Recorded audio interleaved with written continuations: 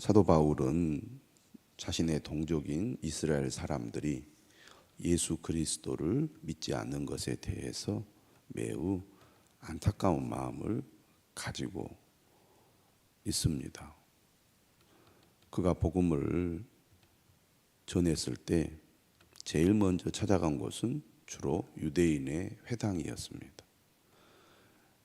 하나님의 말씀을 잘 알고 있는 사람들이기 때문에 하나님의 약속을 따라 이 땅에 오신 예수 그리스도 역시 그들이 믿을 것이라고 생각을 했기 때문이죠. 하지만 바울이 복음을 전했을 때 유대인들은 거부를 하고 하나님의 말씀을 모르는 이방인들은 예수님을 영접하는 일들이 계속 되었고, 결국 바울의 복음을 듣고 믿는 사람들의 대부분은 이방인들이었습니다.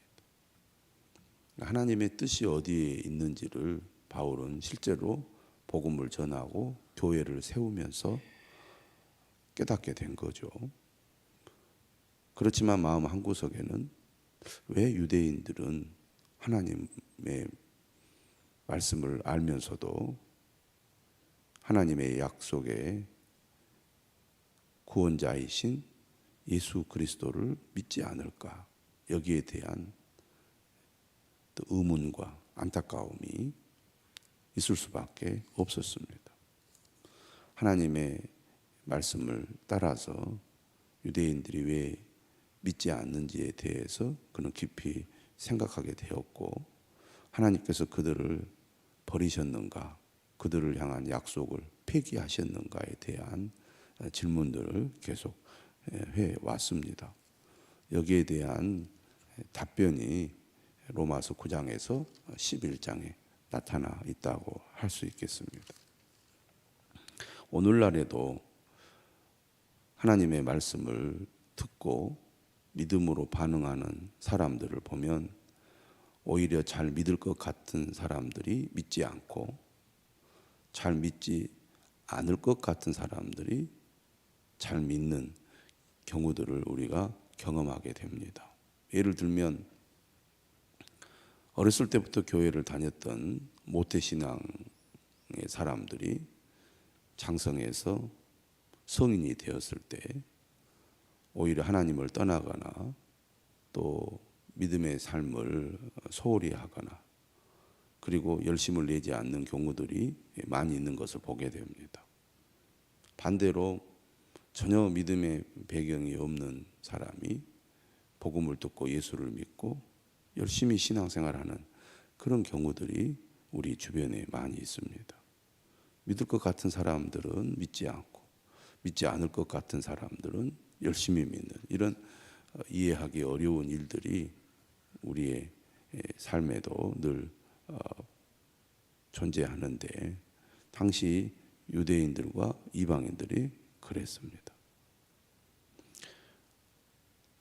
어제 말씀을 보면 어떻게 우리가 구원을 받게 된다고 말씀합니까?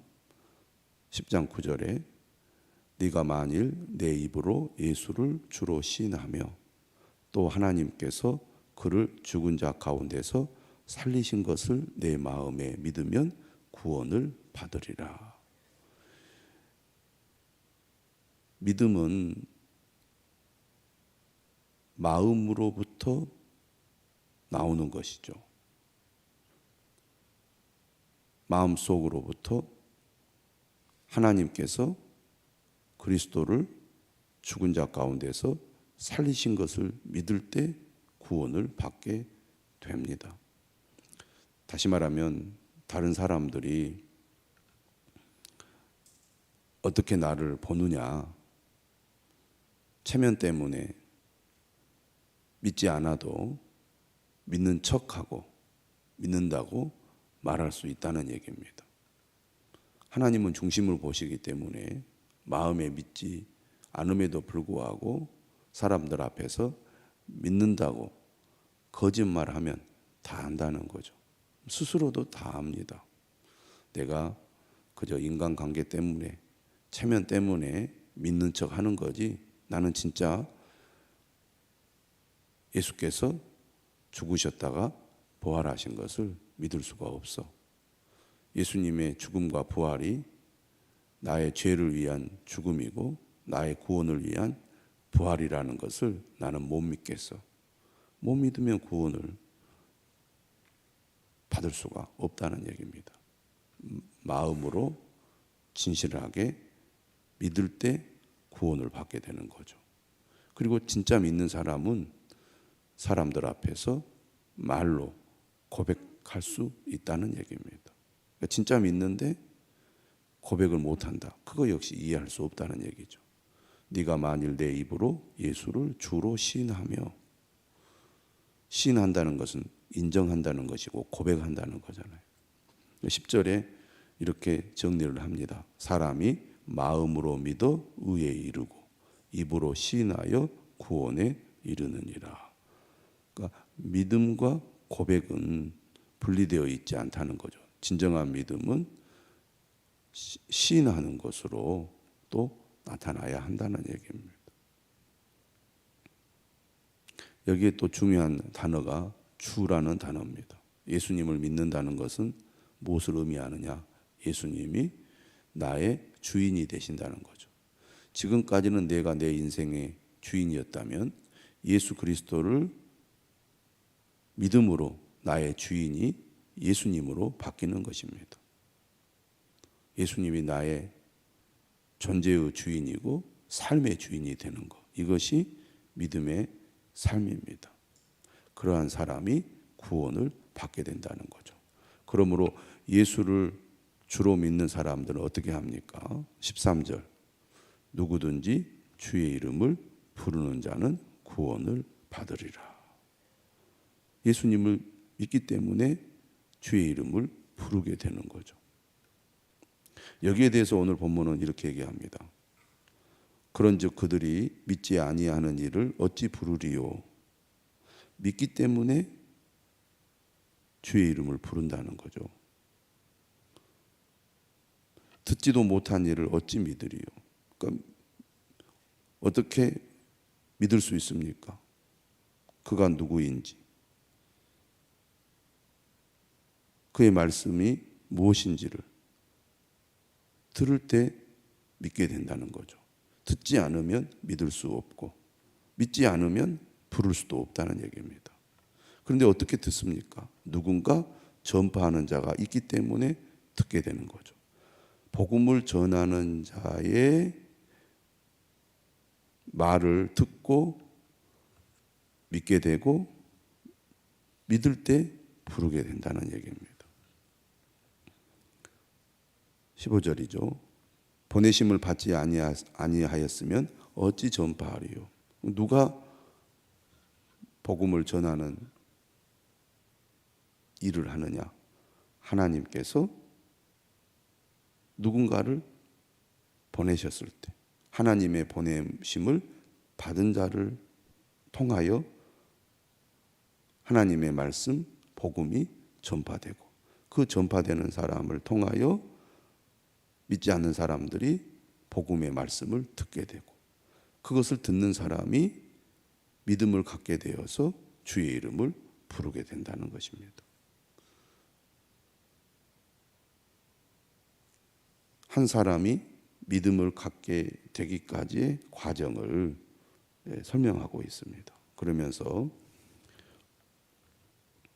구약 이사야 52장 7절을 인용하죠. 기록된 바 아름답도다 좋은 소식을 전하는 자들의 발이여 함과 같으니라. 여기서 좋은 소식이 바로 복음입니다.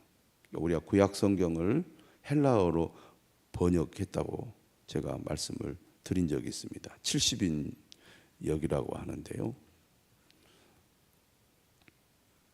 이 좋은 소식을 헬라어로 복음이라고 번역을 한 거죠.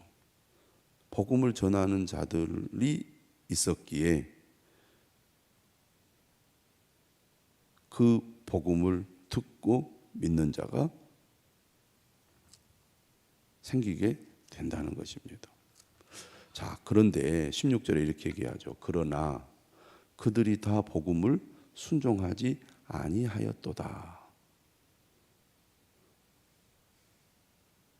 이스라엘 사람들의 다수가 복음을 들었는데 복음을 들었음에도 불구하고 믿지 않았다는 얘기입니다.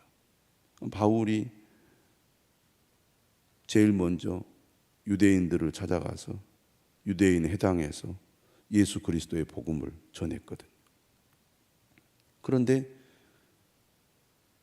유대인들은 오히려 믿지 않은 것입니다. 거부한 거죠. 근데 여기서 어떤 표현을 썼냐면 16절에 순종한다는 표현을 썼습니다. 다 복음을 순종하지 아니하였도다. 말씀을 받아들이고 그 복음의 말씀에 응답하는 것, 이것은 곧 그것을 그렇게 하라는 하나님의 명령에 순종하는 것이죠. 그런데 그들이 하나님의 말씀을 받아들이지 않았습니다. 오히려 거부했습니다.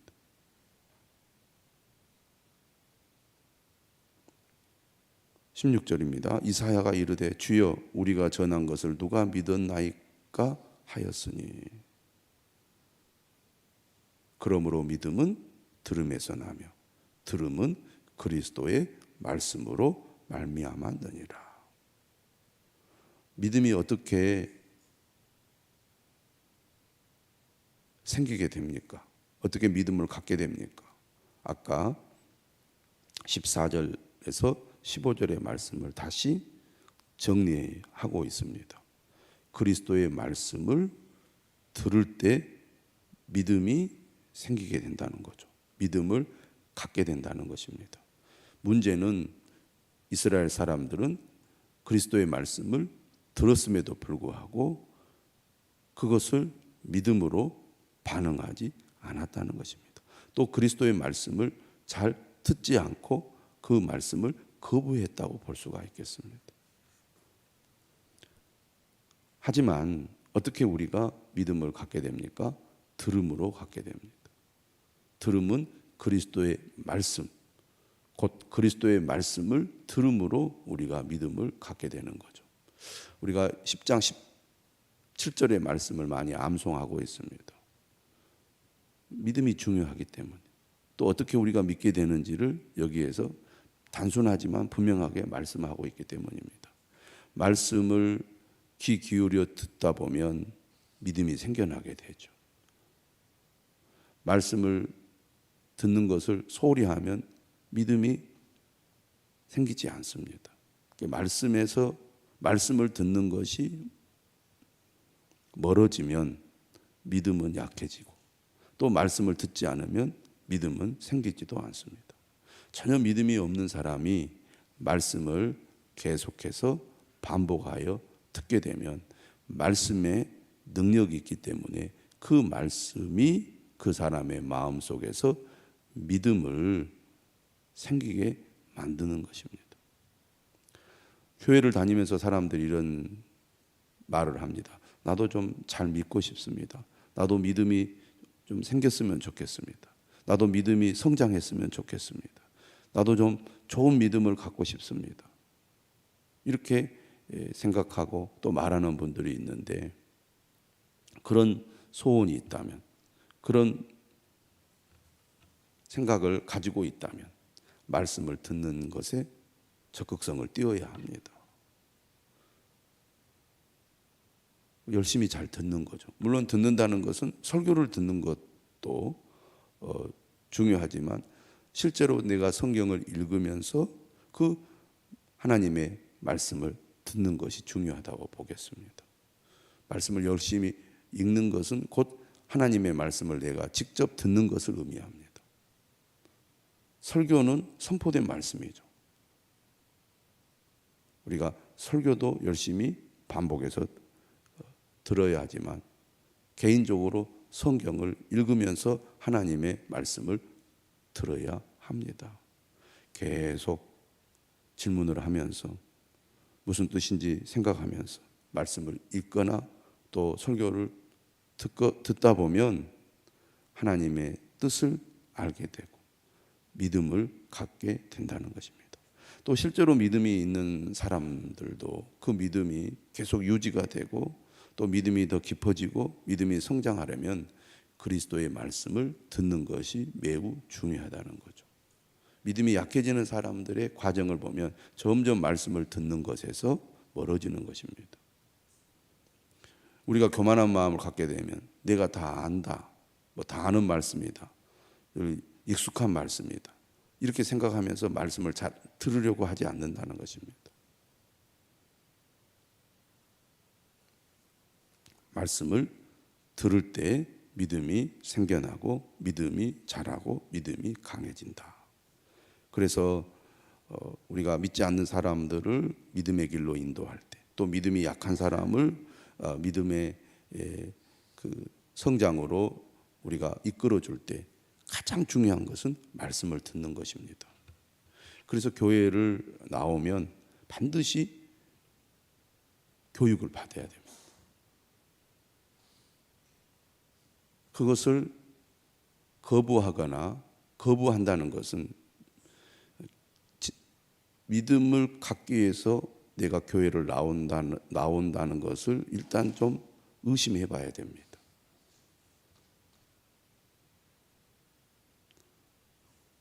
정상적인 그리스도인이라면 교회를 내가 통해서 믿음을 갖고 믿음 생활을 내가 바르게 하려는 생각이 있다면 반드시 교회에 등록을 하고, 등록을 했으면 교육을 통해서 말씀을 배워야 합니다.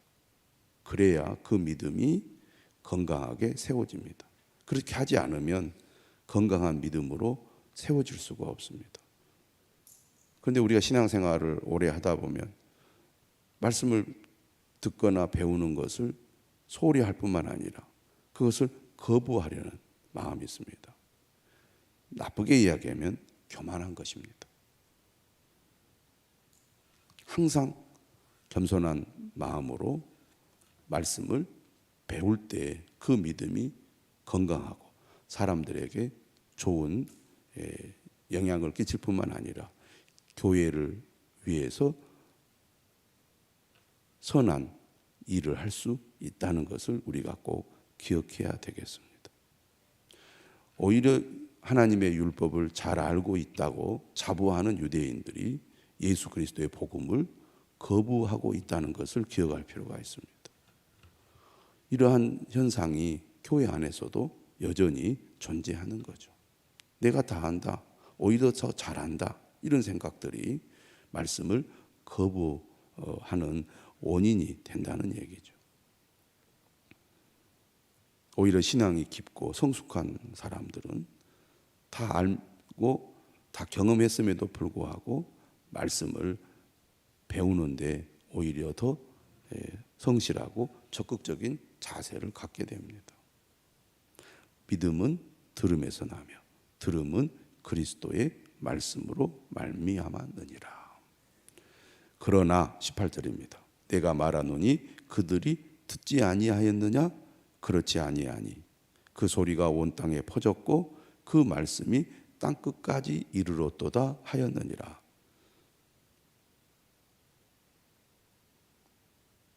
시편을 인용하고 있습니다. 구약의 말씀을 인용해서 이스라엘 사람들이 하나님의 말씀을 들었음에도 그들이 믿지 않는 것에 대해서 말씀을 합니다. 19절이죠. 그러나 내가 말하노니 이스라엘이 알지 못하였느냐?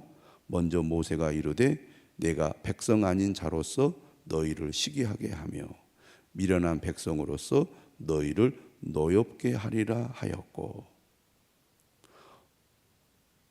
다시 말하면 오히려 이방인들이 하나님의 말씀을 듣고 믿음으로 하나님의 언약의 백성인 이스라엘 사람들이 오히려 그들을 시기하게 될 것이다, 라고 말씀했다는 겁니다. 그러니까 먼저 이방인들이 예수 그리스도를 적극적으로 믿고 구원받게 하는 것이 오히려 유대인들이 회개하고 예수 그리스도께로 돌아오게 되는 계기가 될 것이다. 그런 얘기입니다. 20절이죠. 이사야는 매우 담대하여 내가 나를 찾지 아니하는 자들에게 찾은 바가 되고 내게 묻지 아니한 자들에게 나타났노라 말하였고, 이스라엘에 대하여 이르되 순종하지 아니하고 거슬러 말하는 백성에게 내가 종일 내 손을 벌렸노라 하였느니라. 구약의 말씀을 인용하여 하나님께서는 계속해서 이스라엘 사람들에게 종일 손을 벌려서 그들이 하나님께로 나오도록 하나님의 말씀을 듣고 믿도록 했다는 얘기입니다. 그럼에도 불구하고 그들은 하나님의 말씀, 그리스도의 말씀을 거부하고 믿지 않고 있다는 거죠. 그들이 몰라서가 아니라는 얘기입니다. 그들이 듣지 못해서가 아니라는 것입니다. 하나님이 그들에게 무관심해서가 아니라는 것입니다. 우리가 나중에 하나님 앞에 섰을 때 내가 몰랐습니다. 듣지 못했습니다. 하나님께서 내게 관심을 보이지 않았기 때문입니다. 이렇게 변명할 수 없다는 얘기입니다. 지금도 우리는 직간접적으로 그리스도의 복음을 듣습니다. 그러나 사람들이 마음을 닫고 거부하죠. 들으려고 하지 않습니다. 변명할 수 없다는 거죠. 하나님께서 오늘도 말씀을 통하여 우리에게 손을 내미십니다. 주님 앞으로 가까이 나가야 하겠습니다. 그의 말씀에 귀를 기울여 들어야겠습니다. 그럴 때 우리에게 믿음의 복이 임하게 될 것입니다.